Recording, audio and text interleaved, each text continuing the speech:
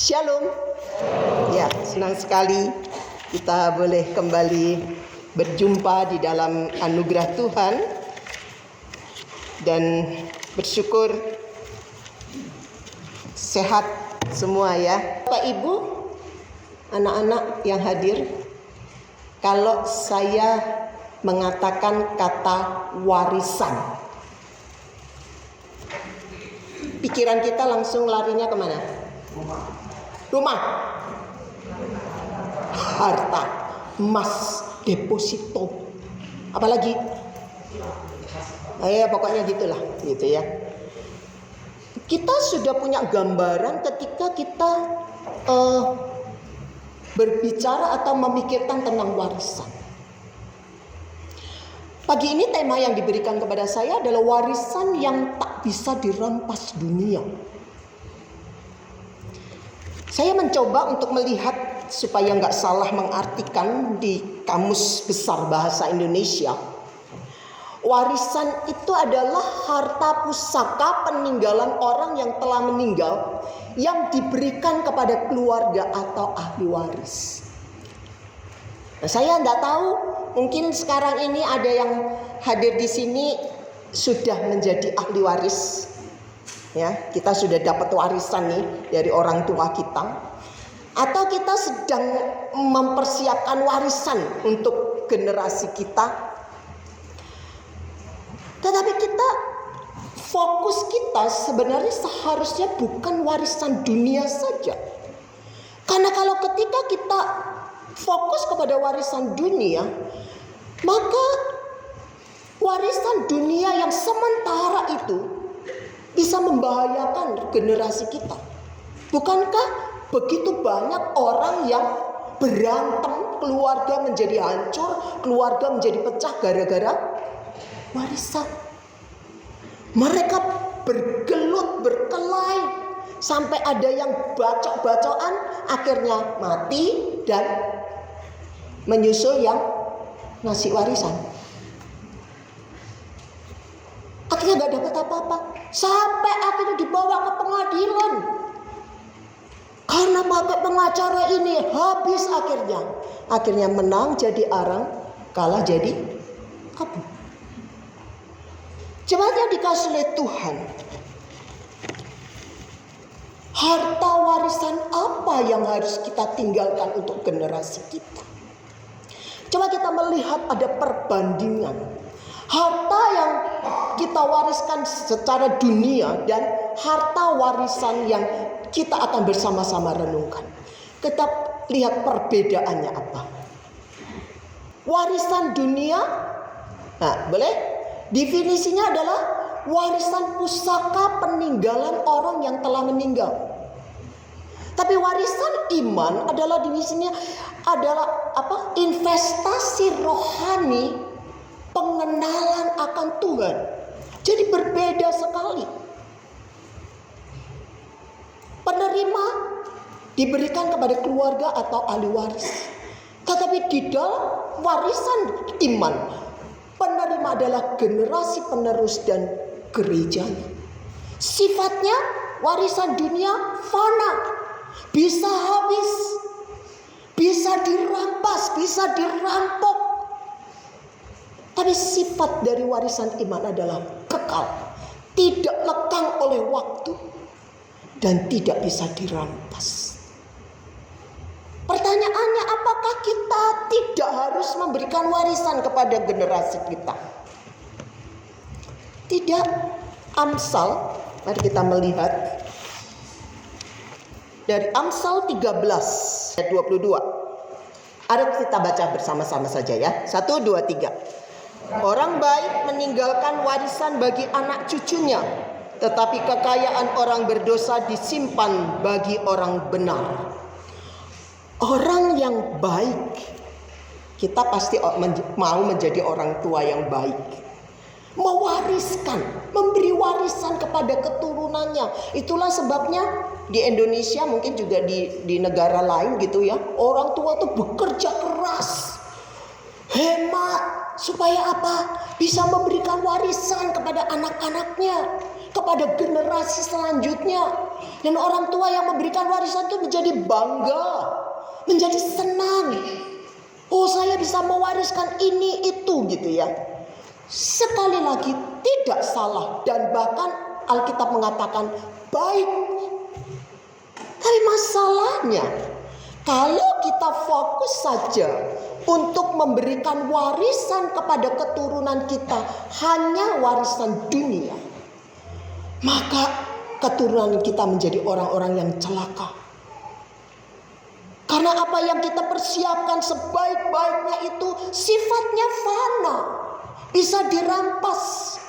Saya punya teman hamba Tuhan itu waktu pergi pulang, untung anaknya tidak cepat masuk. Ternyata sudah dirampok habis itu. Emas yang dikasih orang tuanya itu satu, kalau orang Jawa bilang cepuk. Cepuk itu apa ya? Ya pokoknya sekotak banyak gitu. Kalau dijual nggak tahu sekarang berapa gitu ya. Terus dia investasi bodong. Akhirnya dia apa?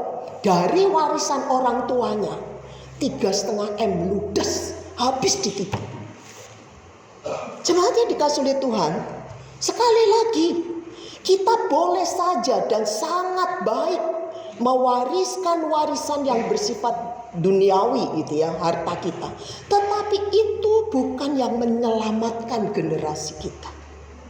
Tapi kita pagi ini diajak untuk bagaimana kita fokus dan memikirkan warisan iman yang sifatnya sudah ada di depan kita, sudah baca tadi.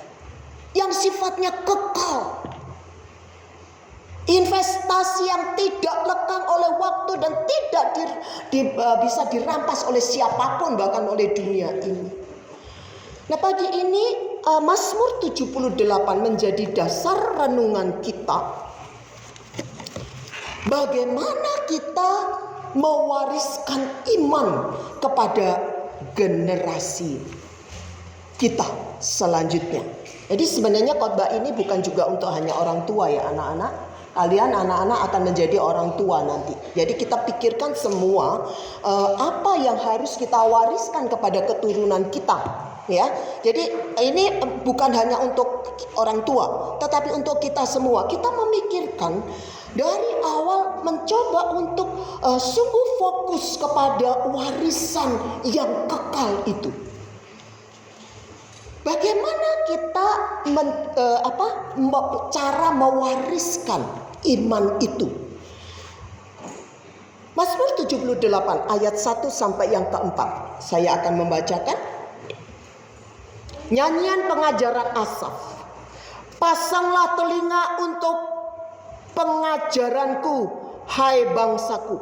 Sendengkanlah telingamu kepada ucapan mulutku. Aku mau membuka mulut mengatakan amsal.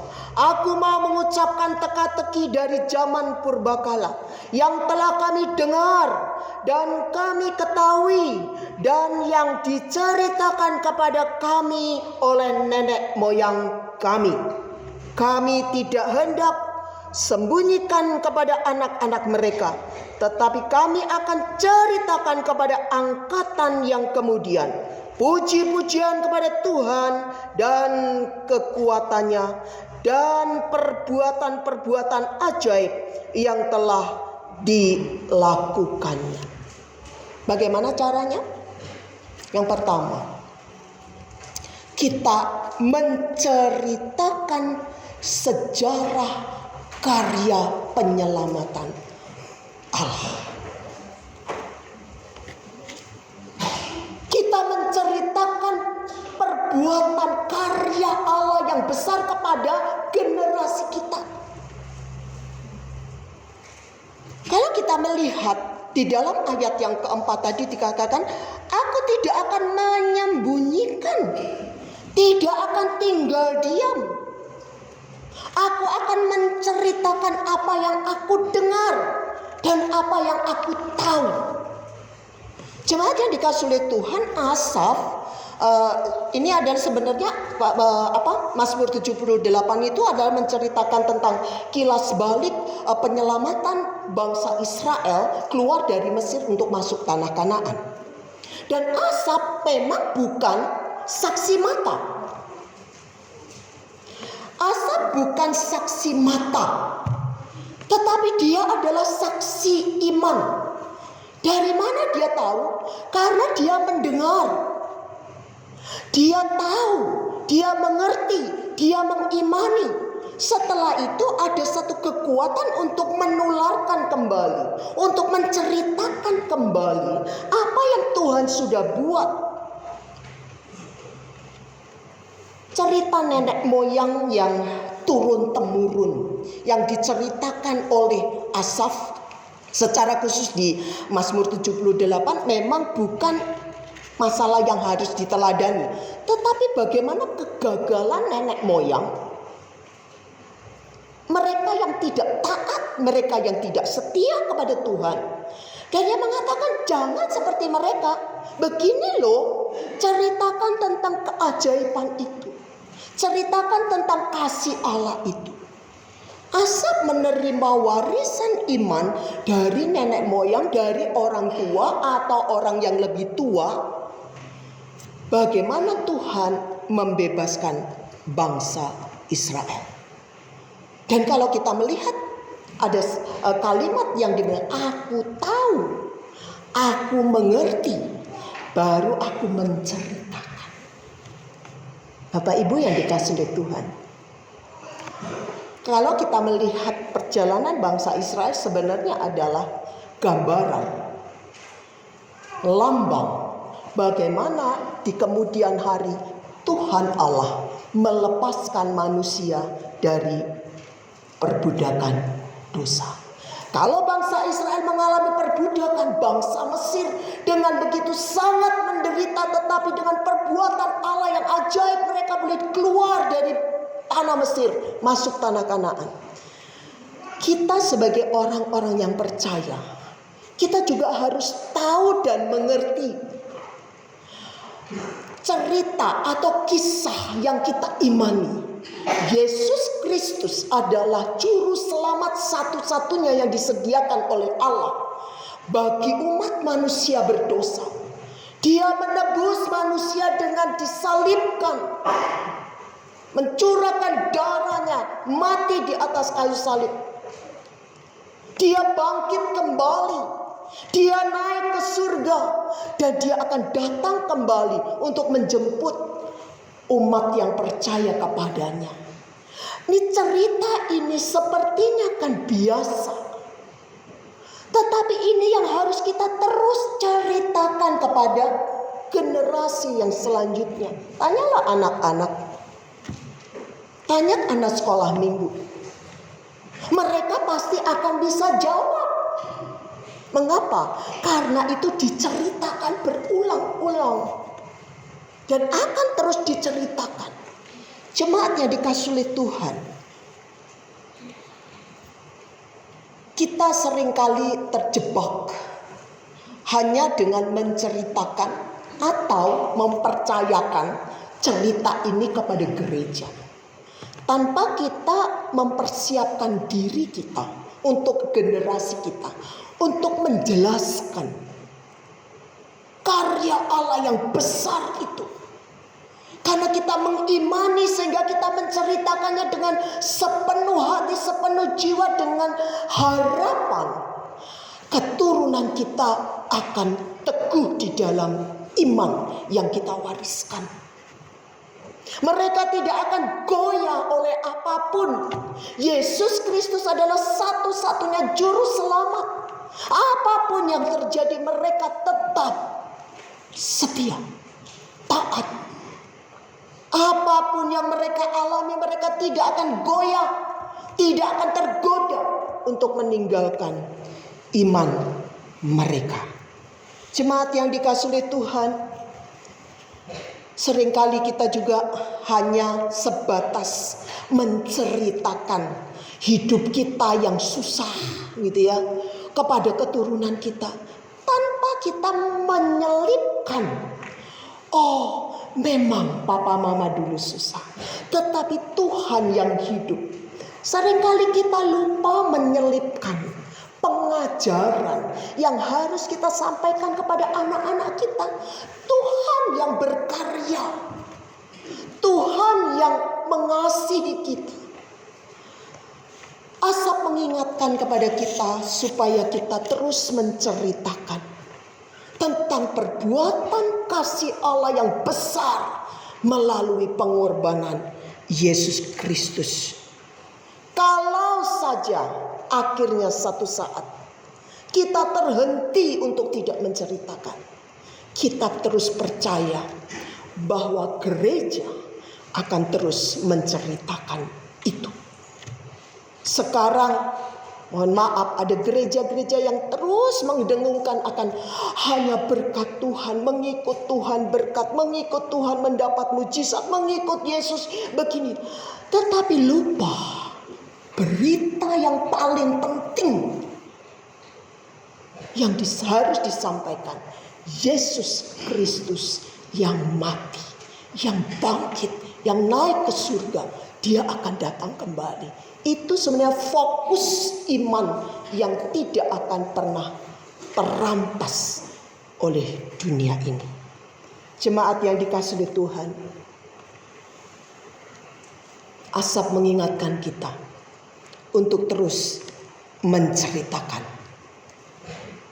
sampai waktu kita habis. Kita tidak bisa bercerita lagi. Yang kedua,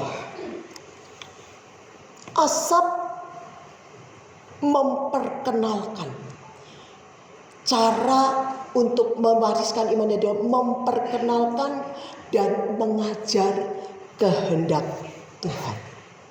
Saya tuliskan, memperkenalkan Tuhan, mengajar apa yang Tuhan kehendaki adalah mandat kekal agar mereka menaruh kepercayaan, pengharapan kepada Tuhan. Ayat yang ke-7 jelas sekali.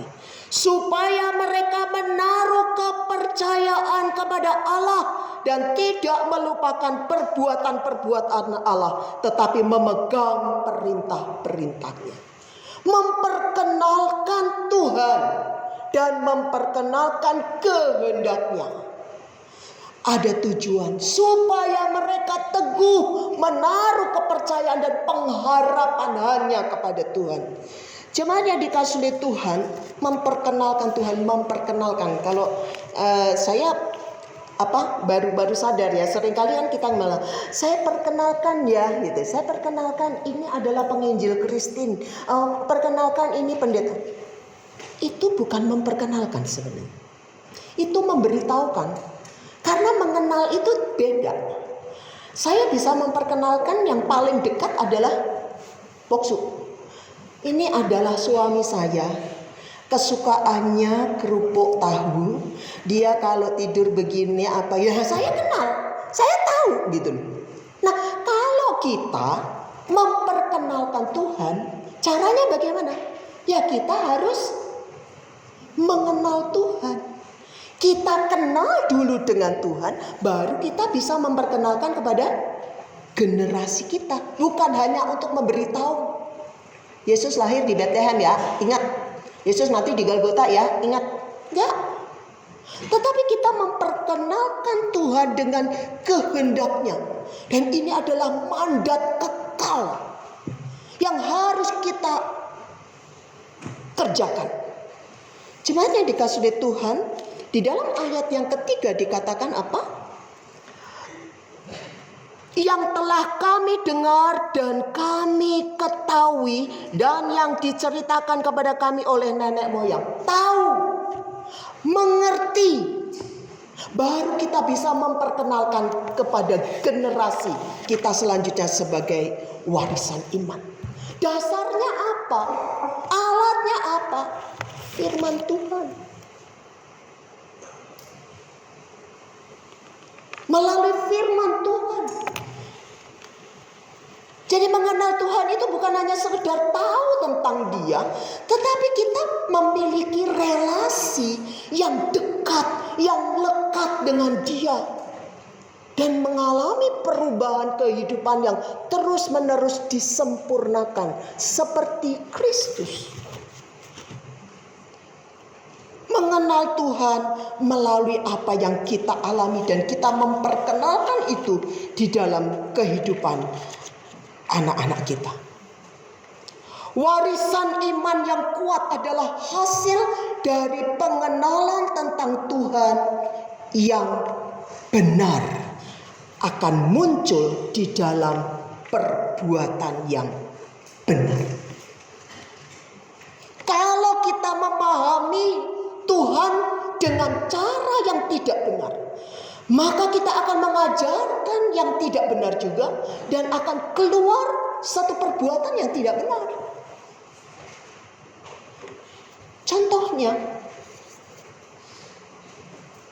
kalau kita memahami Tuhan kita dengan cara transaksional. Saya berbuat begini, saya melayani supaya saya diberkati.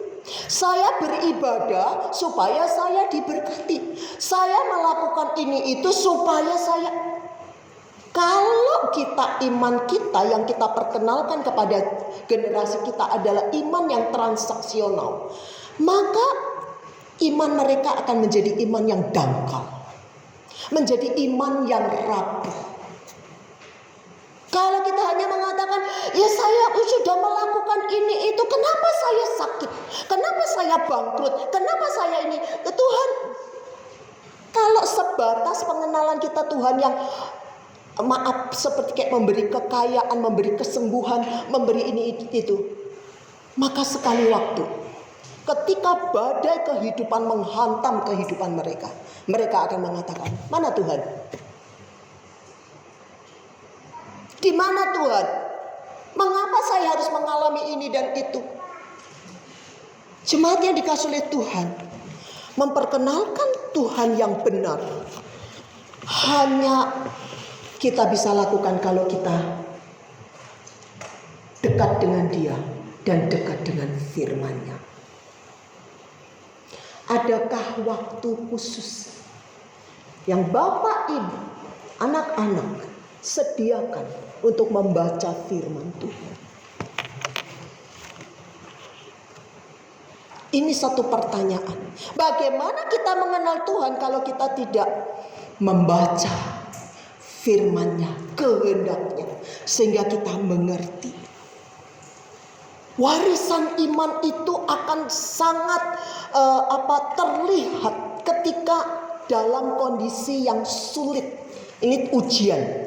Itu ada dua. Kondisi yang sulit, kondisi yang berat, di situ akan muncul. Apakah warisan iman itu benar-benar murni? Saya sangat kagum dengan sebenarnya banyak tokoh di Alkitab. Tapi minimal ada 4 tokoh yang saya selalu ada di dalam pikiran saya. Bagaimana mereka memahami siapa Tuhan dan keluar dari sebuah sebuah pengakuan yang luar biasa.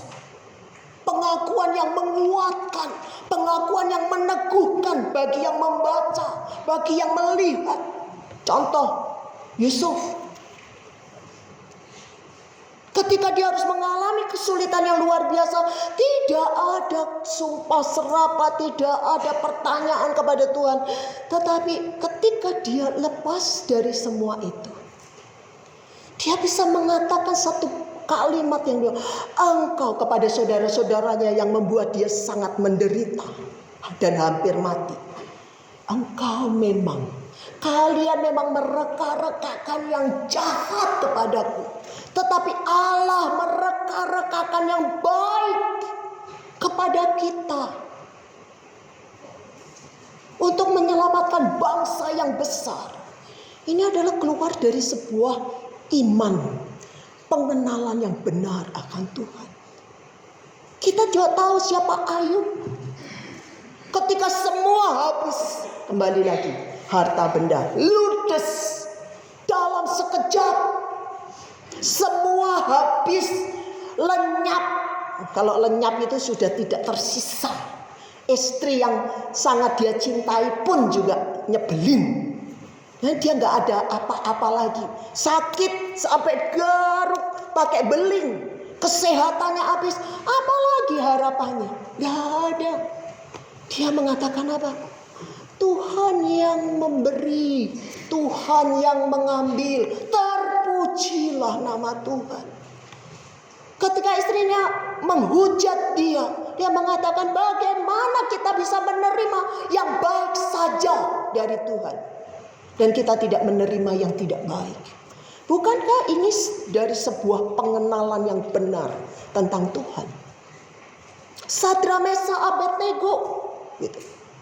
Kalau Tuhan yang kami sembah itu sanggup, dia sanggup untuk melepaskan kami, tetapi kami tidak akan pernah menyembah patung buatan Tuanku.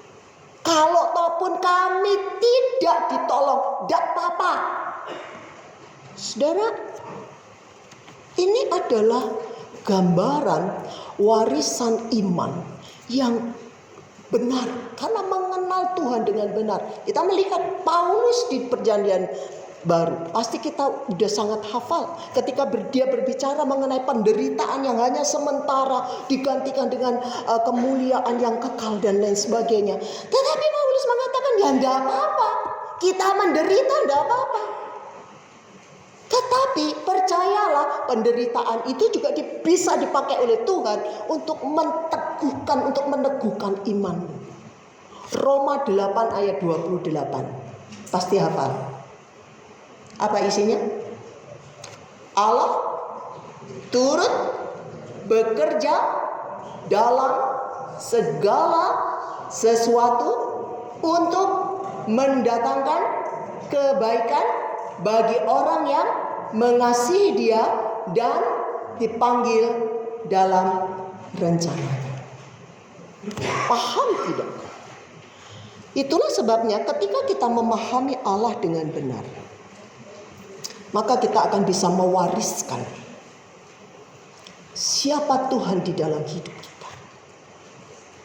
Saya bersyukur, saya bukan ingin membanggakan orang tua, tetapi saya jujur bersyukur memiliki orang tua yang sangat mengasihi Tuhan dan mempercayai Tuhan dengan cara yang benar, dan mewariskan itu kepada kami, anak-anaknya.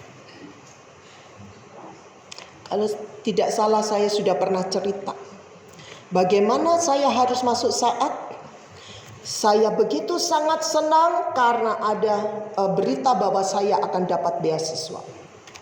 Artinya saya tidak susah, sudah ada beasiswa, ada sponsor yang disediakan, tetapi tiba-tiba saya tidak tahu sponsor itu dicabut dan diberikan kepada teman saya. Itu membuat saya agak goyang. Apakah saya tetap akan masuk seminari?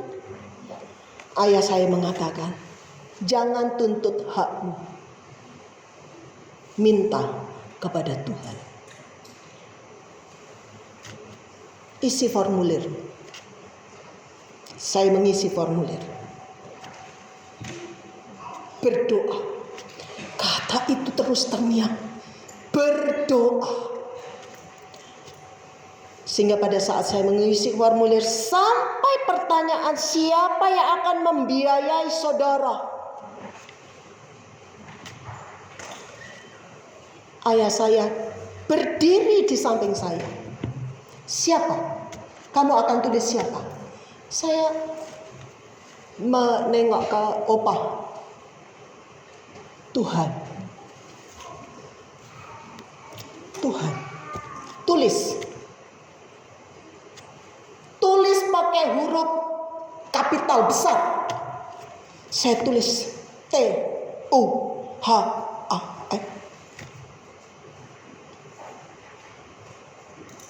Tadinya saya pikir ayah saya gampang. Apa-apa berdoa.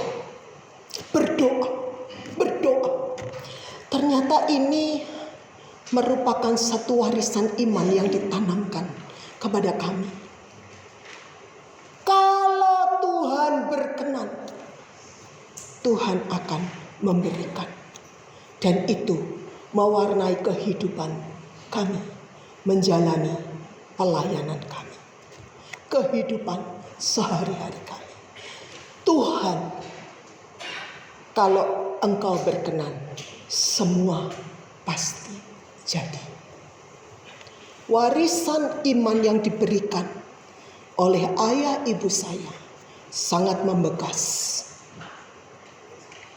sehingga kami tidak pernah khawatir, karena ada Tuhan yang tahu yang terbaik, yang pasti memberikan yang baik kepada anak-anaknya. Saya mendapat warisan iman dari ibu saya, seorang yang begitu sabar menghadapi nenek saya yang begitu menyiksa, karena dianggap menantu yang bukan Jawa, Kristen pula gitu ya. Ditekan habis. Dan saya adalah saksi hidup bagaimana ibu saya selalu menangis dengan mertua yang begitu galak dan jahat. Sampai rasanya saya jadi benci sama nenek saya. Tetapi ibu saya selalu mengatakan, "Tidak apa, tidak apa." Saya nggak terima, nggak apa-apa. Nanti Tuhan akan menjawab doa kita. Dan sungguh luar biasa, Tuhan merubah hati nenek saya menjadi hati yang sangat mengasihi ibu saya. Sampai dia mengatakan, "Kamu bukan mantu saya, tapi kamu anak saya." Waktu ibu saya stroke, nenek saya menangis meraung-raung. Dan pada waktu itu saya menyaksikan bagaimana dia menciumi ibu saya, dia merangkul, dan dia mengatakan, "Cepat, mari Yondo, nanti rawatan aku. Cepat sembuh, rawat aku." Dia peluk ibu saya, dia cium. Itu adalah warisan iman. Pengampunan yang tulus, pengampunan yang sempurna. Saya mewarisi, mencoba belajar untuk mengasihi, mengampuni, walaupun tidak mudah ketika kita tersakiti. Saya belajar dari kedua orang tua saya, dari nenek kakek saya, warisan iman bagaimana mereka memiliki kebaikan hati, kemurahan hati, suka menampung. Itu adalah warisan iman yang mereka taruhkan di dalam kehidupan kami. Nenek saya tidak buta huruf ya, gak bisa baca. Tetapi dia begitu mengimani Tuhan dan memperkenalkan Tuhan. Dia bisa bercerita kepada banyak orang dengan sangat sederhana, dan mereka dimenangkan oleh cerita yang sederhana. Dia buta huruf. Saya melihat semangatnya, saya melihat ketulusannya, saya melihat kebaikannya. Apa yang kita wariskan kepada anak-anak kita?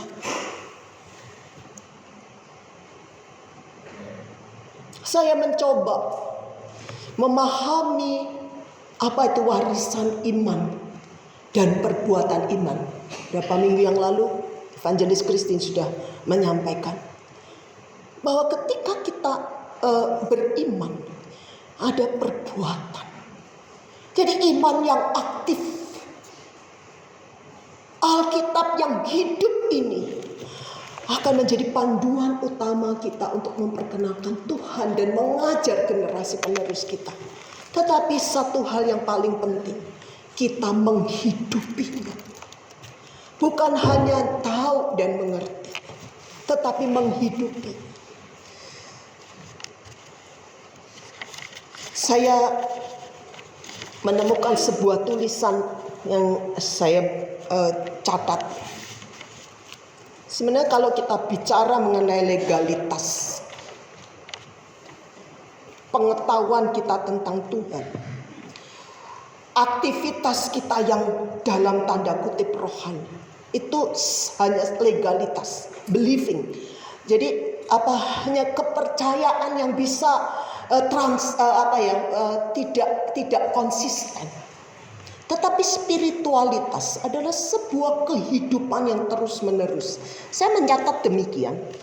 Legalitas itu adalah sebuah keyakinan yang melibatkan penyembahan ritual agama yang dijadikan ketetapan moral. Jadi ke gereja, melayani, berkhotbah, apapun itu ya cuman legalitas aja. Orang bisa kok melayani dengan semua sekuat ini sampai lupa waktu apa segala macam, tetapi bukan spiritualitas, hanya legalitas supaya terlihat, supaya dipuji, atau cuman memenuhi jadwal. Semua kita lakukan, dan sebenarnya ketika kita hanya berhenti pada legalitas, maka itu bukan warisan iman. Karena legalitas yang tidak disertai dengan spiritualitas, maka dia hanya akan berhenti sebuah kegiatan. Tapi spiritualitas adalah sebuah menunjuk kepada kualitas keberadaan spiritual orang itu. Kalau saya mengatakan anak harus begini, ya harus begini, sayangnya juga mau ngomong kenceng, kita nggak akan pernah menjadi omongan kita akan tidak menjadi sebuah kekuatan yang mentransformasi, yang mengubah. Karena hanya orang mendengar suara itu tanpa melihat kenyataan. Inilah yang kita harus perhatikan. Saya tidak tahu orang tua di sini mengajar bagaimana untuk memberikan yang terbaik kepada Tuhan. Contohnya, waktu kita memberikan uang persembahan, ya, ini bolak-balik saya ngomong gitu ya. Anak-anak ajar persembahan jangan gitu. Ya, berikan yang terbaik, berikan yang terbaik kepada Tuhan. Ini adalah warisan iman yang diberikan oleh orang tua saya. Bapak saya ngomongnya bahasa Jawa. Lek weweh. Weweh itu apa? Memberi. Nah, Pak Herman gak ngerti. Weweh gitu ya. Lek weweh pilihan sing apik. Go orang lain itu pilih yang baik. Sing gak apik go kamu. Ini sebuah nasihat yang buat saya luar biasa. Kan biasanya apa? Pilih dulu yang baik-baik, setelah itu apa? Yang sisanya yang jelek-jelek kayak gitu. Enggak. Lek wewe pilih sing apik. Apa meneh lek nyaosi Gusti. Ya, apalagi ketika engkau memberikan kepada Tuhan. Ini menjadi warisan iman buat saya. Itulah sebabnya saya akan memilih uang yang paling bagus untuk persembahan.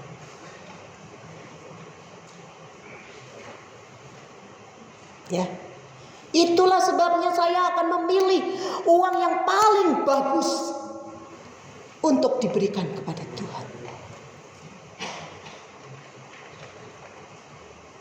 Dan saya menemukan betapa terkejutnya ketika Opa sudah tidak ada. Alkitabnya penuh envelope persembahan uang baru. Saya membuka Alkitabnya. Saya sambil menangis. Dia memelihara nasihat itu untuk dirinya sampai Tuhan memanggilnya. Itu uang di envelope, tulis kas pembangunan, persembahan syukur, Semua uang dimasukkan dengan yang bagus-bagus. Saya bukan senang karena saya mengumpulkan dapat banyak. Tetapi saya menangis mengingat nasihat. Bagaimana cara memperkenalkan Tuhan dan dia melakukan. Yang ketiga, kita harus menjadi teladan. Ingat kepiting? Saya pernah sampaikan kepiting. Bapaknya kepitingannya, "Nah, lurus, lurus, jalannya yang lurus." Anaknya miring terus, jalannya miring gitu. Terus, "Bapak jalan dong, kasih teladan." "Gini loh." Miring juga. Iya, kepiting jalannya miring. Kalau miring jangan ngomong orang lain suruh. Enggak nyambung.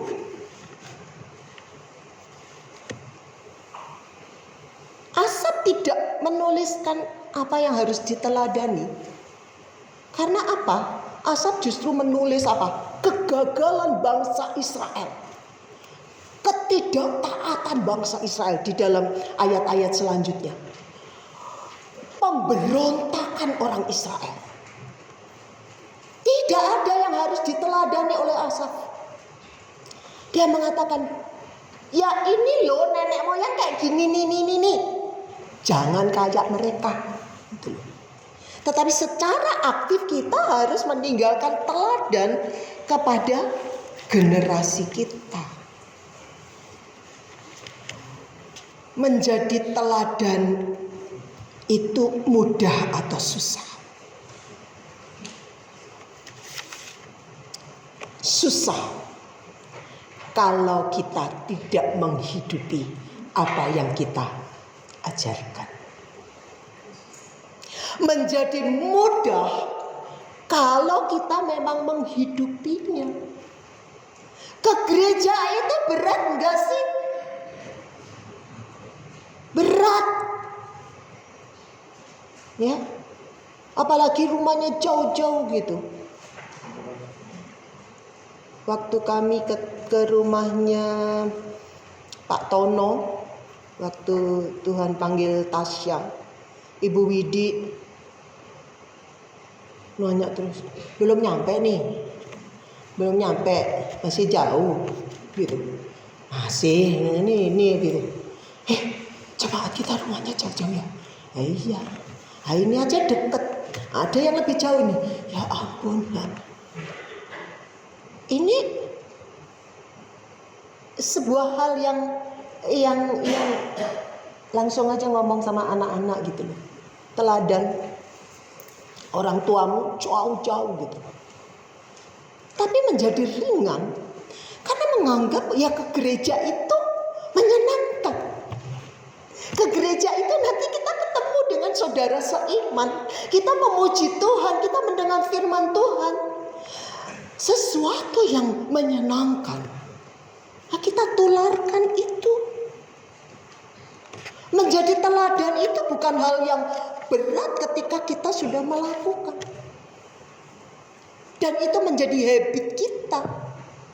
Menjadi kebiasaan kita. Berdoa, mau makan berdoa.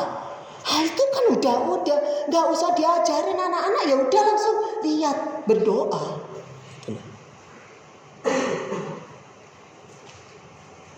Seringkali kita gagal untuk menjadikan generasi kita sesuai dengan harapan kita, karena kita gagal menjadi teladan.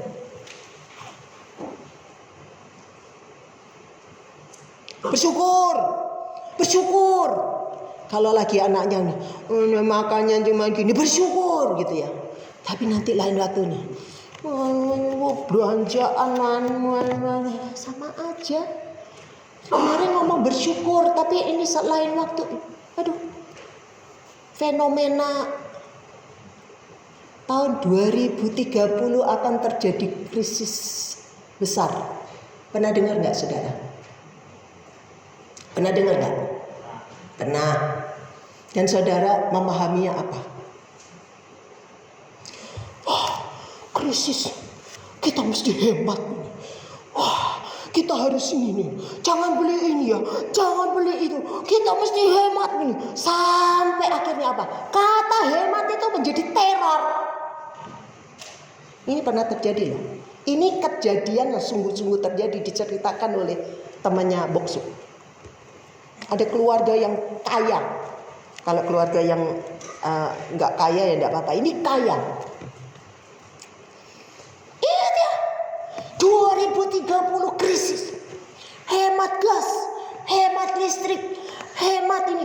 Kata hemat itu udah kayak menteror anak-anaknya. Sampai apa? Air yang untuk mandi dibatasi 10 gayung.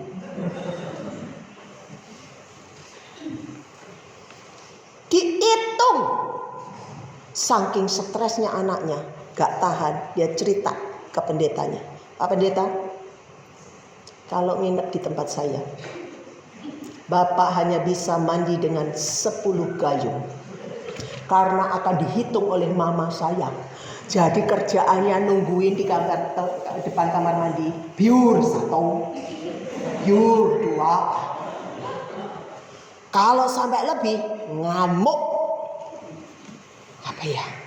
Kekhawatiran yang berlebih. Kekhawatiran yang gak masuk akal. Sehingga membuat generasi selanjutnya menjadi takut. Tapi bagaimana kita memberikan teladan hidup yang bersandar Tuhan, berserah, bersyukur, tetapi kita tidak melakukannya, hanya mulut kita. Ini yang tidak akan pernah menjadi kekuatan bagi kita. Warisan iman itu bukan hanya di mulut, tetapi keluar di dalam perbuatan yang aktif. Saya bisa mengatakan kamu harus ramah. Ketemu orang. Kamu harus baik hati, baik ini. Ngapain sih ini? Nggak usah. Ini. Rasanya sering kali keluar kata-kata yang bagus, tetapi di dalam tindakan tidak menjadi teladan. Kita tidak akan memiliki kekuatan untuk mewariskan iman kita. Kita belajar dari apa yang kita lihat, tetapi kita mengajar dari apa yang kita lakukan. Kita belajar dari apa yang kita lihat, kita mengajar dari apa yang kita lakukan. Ini menjadi PR buat kita semua. Mari kita terus belajar. Belajar dan mengajar. Belajar dan mengajar. Dan kita terus menanamkan warisan iman itu, supaya generasi kita selanjutnya menjadi generasi yang kuat dan teguh, taat, setia sampai akhir hidup kita. Jemaat yang dikasihi oleh Tuhan, mungkin kita sudah menanamkan iman, kita sudah memperkenalkan Tuhan, kita sudah memberikan teladan, tetapi di dalam kenyataan tidak seperti yang kita harapkan. Apakah kita harus berputus asa? Kita patah semangat? Tidak. Karena ada satu senjata pamungkas yang masih kita bisa lakukan, yaitu berdoa bagi generasi selanjutnya.